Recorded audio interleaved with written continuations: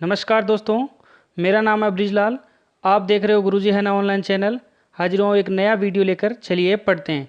दोस्तों, हम बात कर रहे थे राजस्थान के लोकनाट्यों की बात कर रहे थे।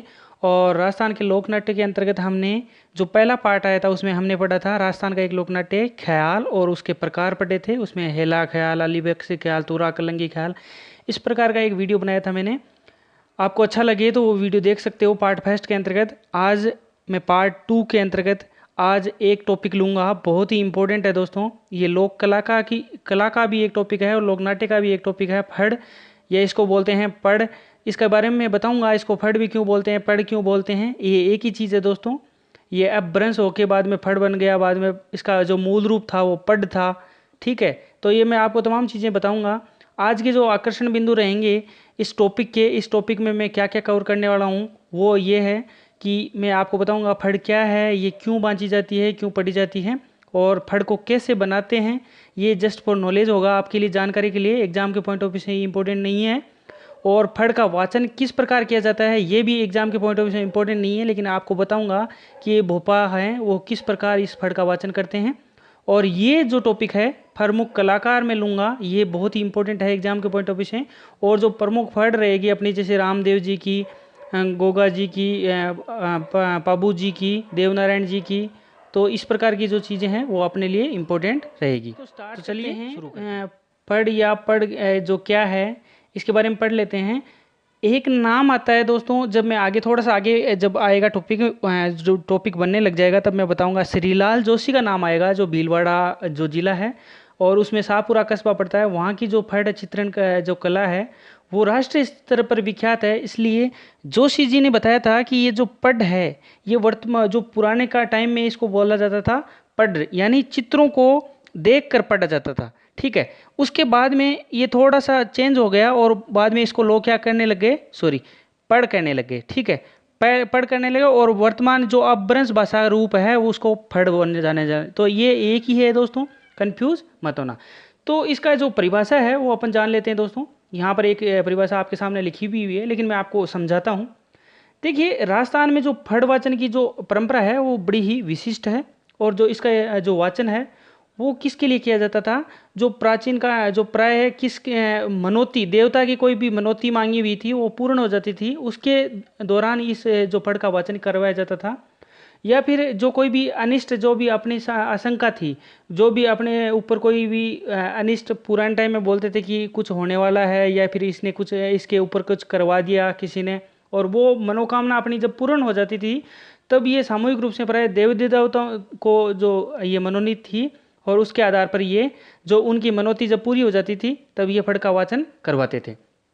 तो बेसिकली जो अपने को एग्जाम के पॉइंट ऑफ व्यू से जो एग्जाम में परिभाषा लिखनी है वो है कि राजस्थान में जो लोक देवताओं की जो जीवन गाथा है उनको चित्रों के माध्यम से, ठीक है, और कथा कहने की जो विधा है, जो कला है, उसी को ही फड़ कहा जाता है। ये अपने को एग्जाम के पॉइंट ऑफ व्यू से परिभाषा अपने लिखनी है। और ये प्राय रात्रि के समय बांची जाती है, और जो रात्रि में जो चौपाल होती है अपनी या फिर कोई गुआड़ होता है वहाँ पर ये पढ़ी या बांची जाती है। तो चलिए दोस्तों, इसका जो कपड़ा है इसको कैसे बनाते हैं, इस फड़ को एग्जाम के पॉइंट ऑफ से इंपॉर्टेंट नहीं है, फिर भी देख लेते हैं।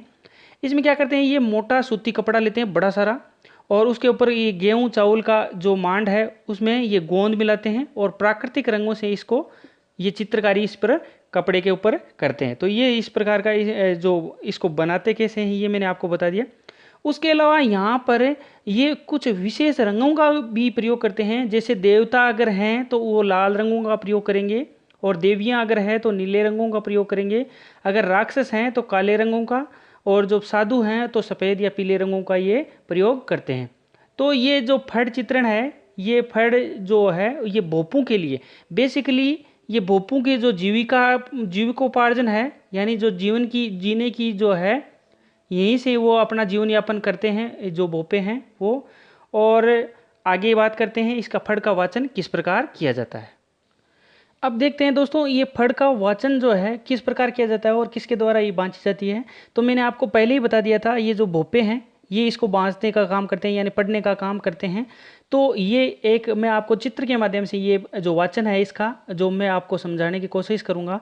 ये एक जो चित्र है, मान लो ये तैयार कर लिया, जो चित्रांकन के द्वारा जो चित्र है वो तैयार किया हुआ है, और ये क्या किया कर दिया जाता है, जो दर्शक पीछे बैठे हुए हैं उनके सामने ये तान दिया जाता है। ठीक है, ये तानने के बाद में क्या होता है, ये बोपन है, इसको बोपन का रूप, ये उसकी पत्नी भी हो सकती है या फिर कोई सहयोगी भी हो सकती है।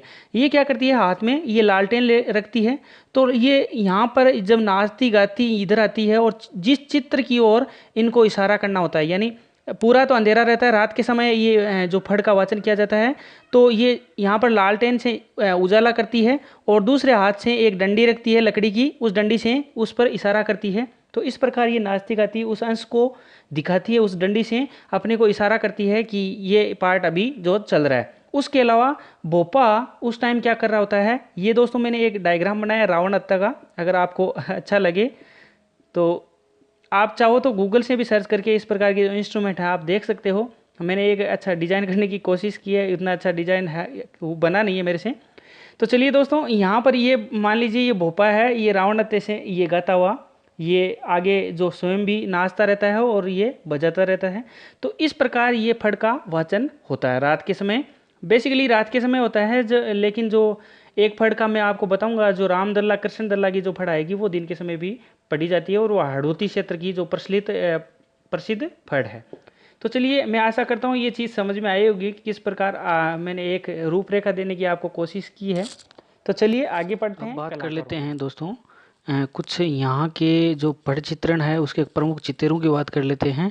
तो ये एग्ज़ाम के लिहाज से एक इम्पोर्टेंट क्वेश्चन बन सकता है कि जो पट चित्रण है वो बेसिकली कहाँ पर होता है।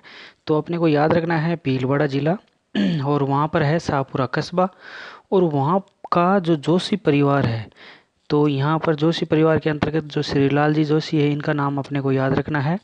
इनको पद्मश्री मिल चुका है, इस जो फड़ चित्रण है उसमें चित्रांकन के लिए इसको श्रीलाल जोशी को पद्मश्री मिल चुका है। तो अपने को ये चीज़ें सारी है वो याद रखनी है। भीलवाड़ा जिला फड़ चित्रण के लिए जाना जाता है, उसमें भी अगर डीपली क्वेश्चन जाए तो शाहपुरा कस्बा है और वहाँ का जोशी परिवार और श्रीलाल जी जोशी, इनके एक शिष्य हुए थे जयपुर के, जो उनका नाम है प्रदीप मुखर्जी। ये भी बहुत ही जो फड़ चित्रण है उसमें बहुत ही कुशल चित्रे माने जाते हैं, इनको भी पुरस्कृत किया जा चुका है। ये इनके शिष्य हुए थे, तो इनका नाम भी अपने को ध्यान में रखना है। कई बार क्वेश्चन इस प्रकार आ सकता है कि निम्न में से फड़ चित्रण के जो चित्रे हैं, निम्न में से फड़ चित्रण के चित्रे हैं, तो उसमें इनका नाम हो इनका नाम नहीं हो, तो अपने को ये याद होगा, तब ये क्वेश्चन अपना सही जाएगा। उसके अलावा एक और चीज़ है, प्रमुख जो महिला चितेरी है उसका नाम अपने को याद रखना है पार्वती जोशी। ठीक है, ये देश की प्रथम महिला चितेरी थी, तो इसका क्वेश्चन भी बन सकता है, तो ये अपने को याद रखना है। चलिए दोस्तों, ये हो गए इनके जो चित्रे हैं या इनके कलाकारों की बात हो गई। उसके अलावा एक चीज़ है जो एक बिंदु है, इस बिंदु को आप फड़ ठंडी करना किसे कहते हैं। जब फड़ है वो फट जाती है या फिर क्या हो जाता है, जीर्ण शीर्ण हो जाती है, यानी खंडित हो जाती है, कहीं से फट जाती है तो जीर्ण शीर्ण हो जाती है। तो इस फड़ को क्या करते हैं, वो पुष्कर में प्रवाहित कर देते हैं।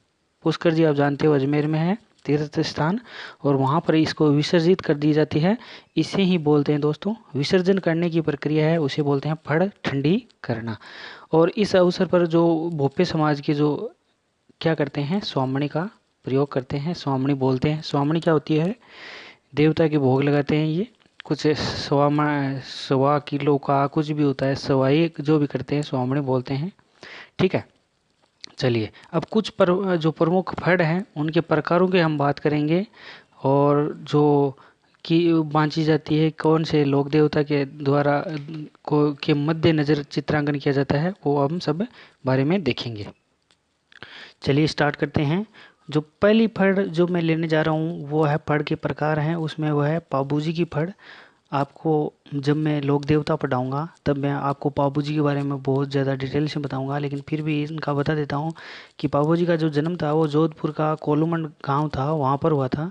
और ये ऊँट पालक जो रायका या रेबारी हैं इनको अपना आराध्य या देवता मानते हैं, आराध्य मानते हैं। तो यहाँ पर ये पाबू जी की जब फड़ पड़ी जाती है तब जो प्रमुख वाद्य यंत्र होता है वो तो होता है रावणत्ता।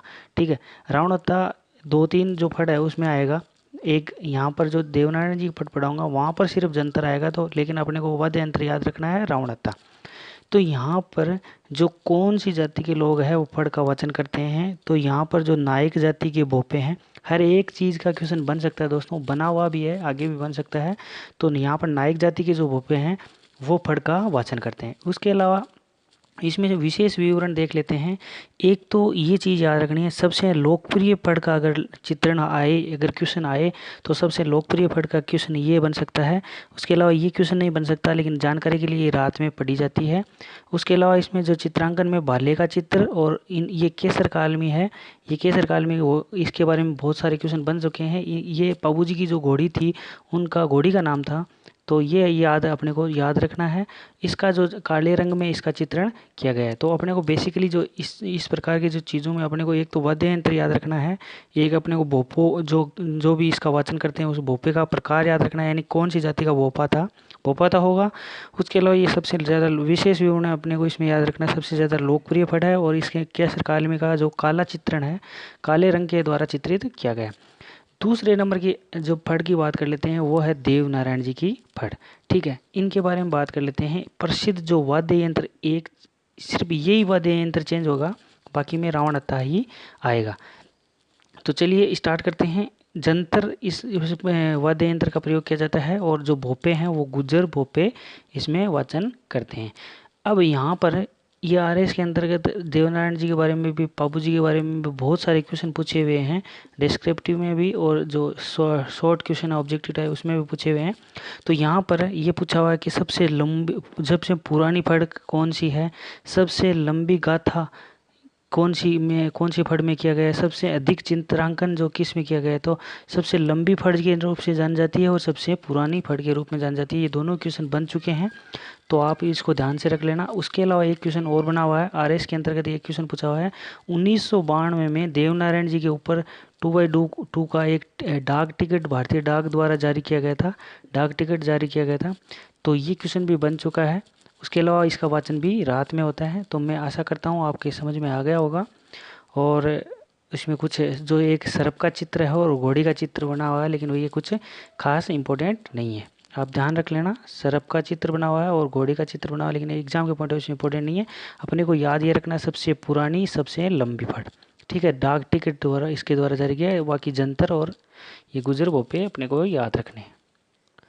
तीसरे नंबर पे जब बात कर लेते हैं, रामदेव जी की फड़ का नंबर आता है और इसमें जो वाद्य यंत्र है अपने को ध्यान में रखना है रावणत्था। क्यों मैंने बताया था एक सिर्फ देवनारायण जी की फड़ में जंतर आएगा, बाकी में सब में रावणत्था आएगा या फिर वाद्य यंत्र आएगा ही नहीं। ठीक है, उसमें इसमें जो जाति के भोपे हैं वो कामड़ जाति के भोपे हैं। पहले में नायक जाति के भोपे थे पाबू जी की में, दूसरे में हमने पढ़े थे गुज्जर जाति के, तीसरे नंबर पर कामड़ जाति के। ठीक है, यहाँ पर इस चीज़ में विशेष विवरण इतना याद रखना है कि चौथमल जो चितेरा हुआ था, ये इसने सर्वप्रथम इसका चित्रांकन किया था। राम जी देव जी की जो जीवन गाथा था उसका चित्रांकन इसने किया था।